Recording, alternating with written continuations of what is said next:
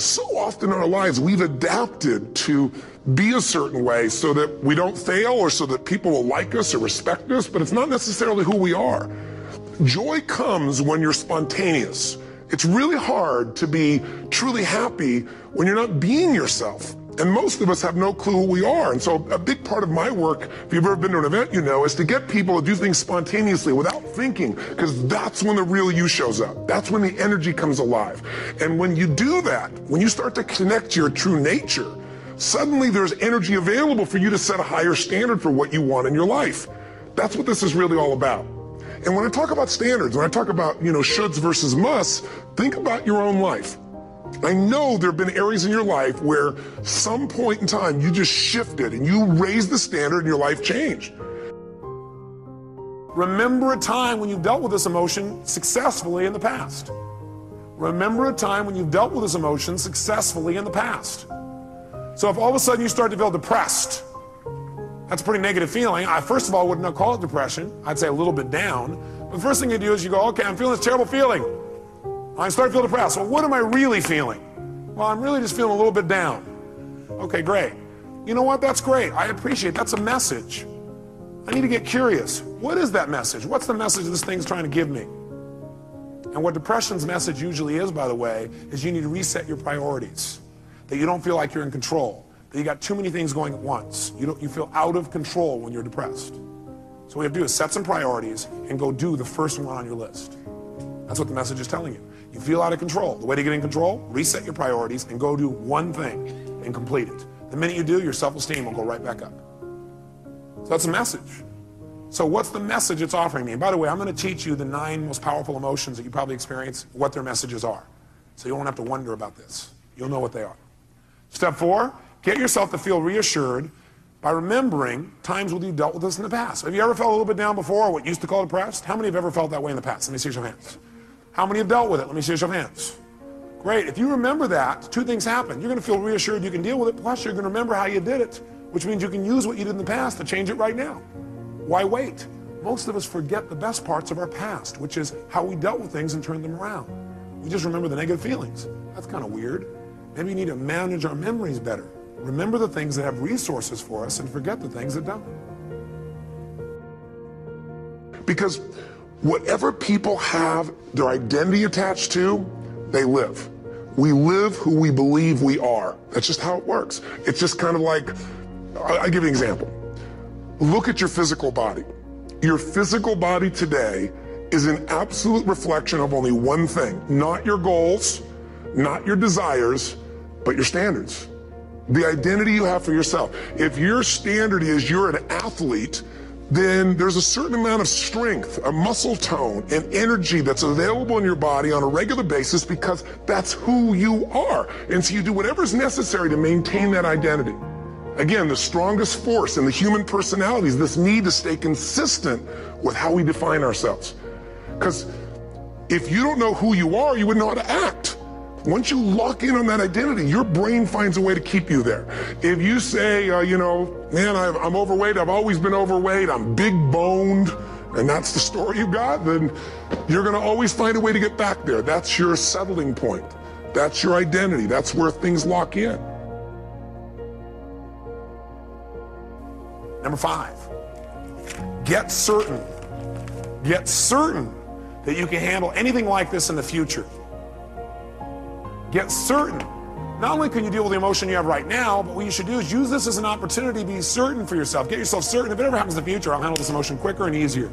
Get certain that you can handle anything like this in the future by rehearsing yourself dealing with it in the future. In other words, think of a time in the future where this depression could have come up and see yourself, feel yourself rehearsing again.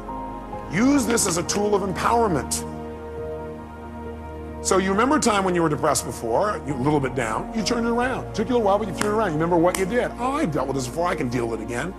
And then you say, let me take this opportunity to get certain that I can handle this if it ever came up in the future. And the way I'm going to do that, I'm going to sit down right now and I'm going to think of, okay, what kind of things might happen in the future? I might expect something didn't work, feel bad about it. Let me think of a time like that.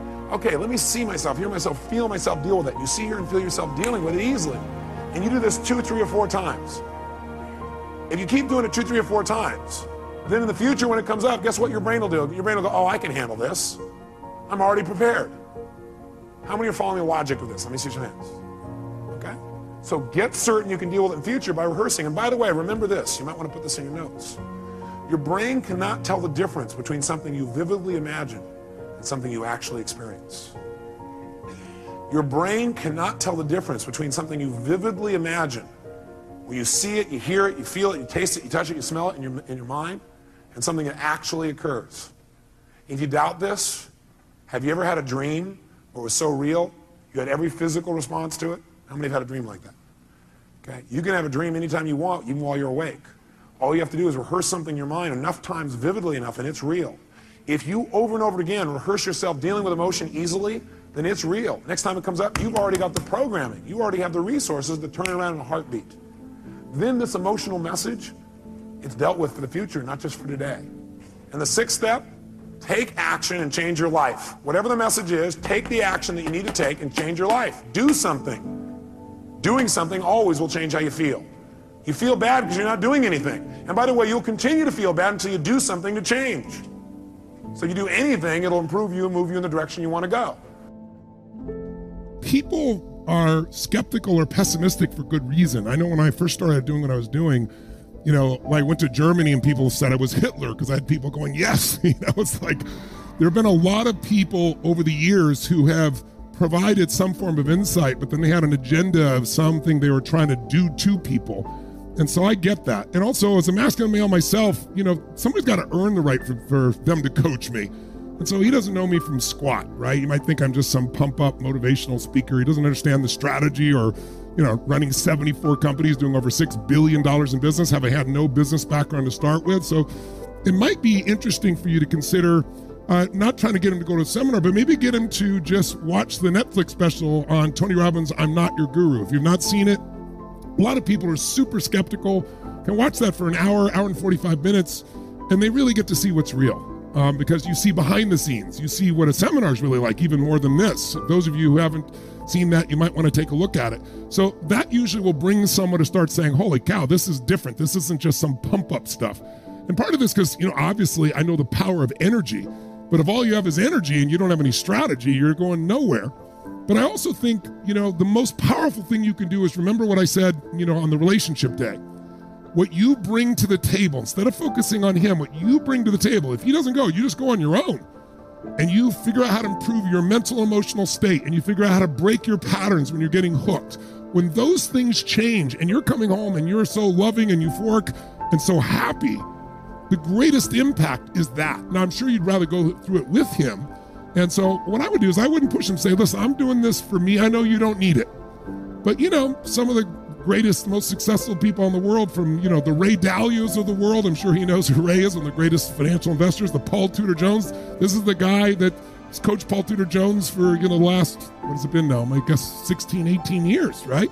Now, this is a gentleman that's worked with everybody from Serena Williams, and you kind of give him things he might be able to relate to. It's people that are in sports or business. But the most important thing is, since this is in your home, he's going to see and hear this. That's one of the cool things about this new format. People go to my seminar and they fly to another city or country and they go 4 days and nights, out of their mind. People come out of their mind. You'll see when you have the experience. And then they got to drive or fly home, and it's a few days later, and they try to explain to their family member why they're feeling this way. And it's kind of, they're like, are you from another planet? But what I love about this format is your family's around. They'll walk through the room. They'll hear, they'll see. And here's what I'll do for you, just as a little gift for you personally for bringing up the question. I'm going to give your husband a ticket.